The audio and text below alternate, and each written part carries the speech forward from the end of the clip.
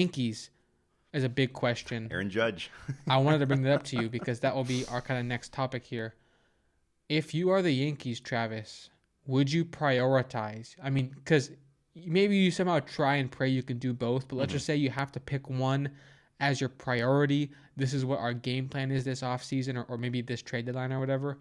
Are we going to trade, let's say, like, three of our top five prospects plus two more in like the teens or whatever, plus maybe even an MLB player right now? Would we trade that for Soto and then break the bank for him? hmm Or do we keep and of course, Juan Soto is 23. We're talking about a young player you can have for the next Yep. over a decade. Or do you keep the prospects and extend Aaron Judge for a monster deal?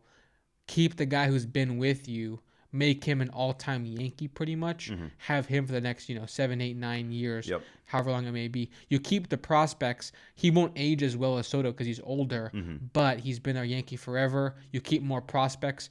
Which way would you try to go with that? And of course, the deal will probably be less total money for Judge, hmm possibly less per year as well. We'll see what the final Soto deal looks like, but I would expect maybe some more room to add players if you went Judge instead of Soto. But go ahead and give me your thoughts. Yeah, and that's the first thing I want to talk about too with Judge is that you'd be looking at, like you said, 8 years and probably 300 and let's just say $330 million. I don't really know what that's going to be AAV wise, but you're going to have, of course, less years of Judge than you would with Soto, and you'll be able to keep all those prospects. So I actually would be leaning the route of keeping Judge and not trading for Soto and just keeping those prospects so that way, Judge is going to get older and I still believe, will be a great power hitter when he's 35, when he's 38. I think he's that type of player that can still mash home runs at that age. The athleticism might go down a little bit, but that's not really what he brings to the ballpark. He brings, of course, and he brings everything to the ballpark, the glove,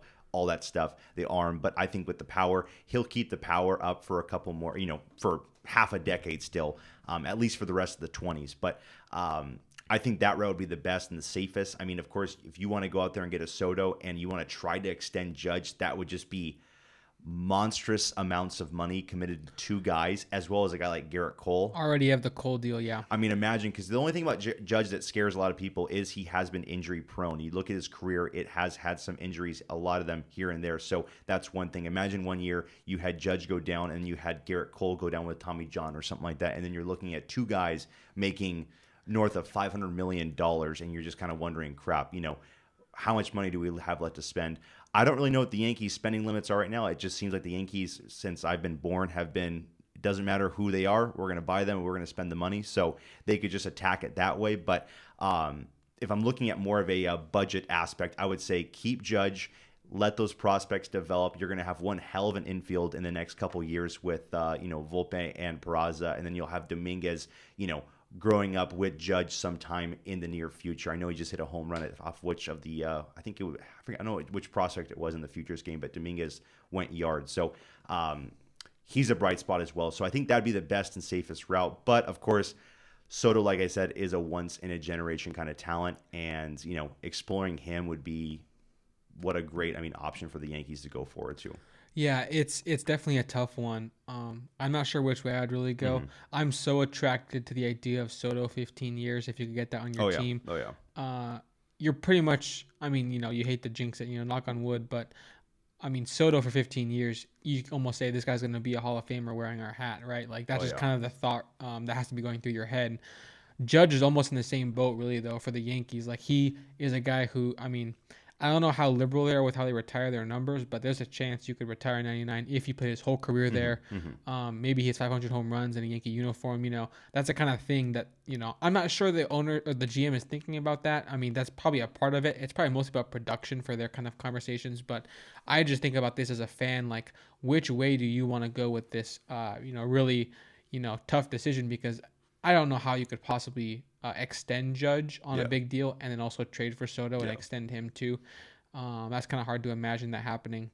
But yeah, I think that I would probably. It's tough. I want to lean Soto just because I like him so much. But Of course. imagine you lean Soto, you get the deal done, you lose all the prospects. next year, like you said, Cole, Tom, Yeah, I don't just, want to, yeah. I don't want to risk injuries, but stuff like that happens all the time, right?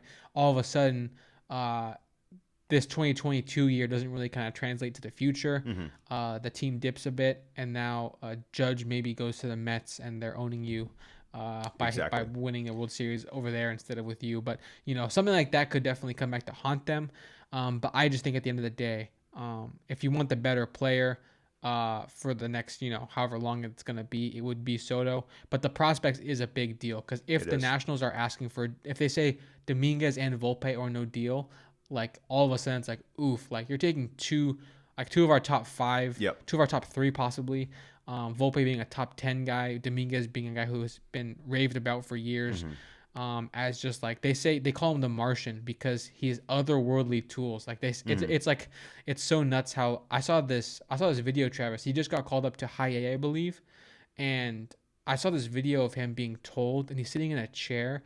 And he just looks like he's like what, like 18 or 19. He just looks like he's like made of something else. I mean, I get why they call him the Martian. He just like looks like he has these massive arms, and he just is so big and like Freak. long, and it's crazy. But anyways, it is a super tough decision. I do not envy the Yankees front office.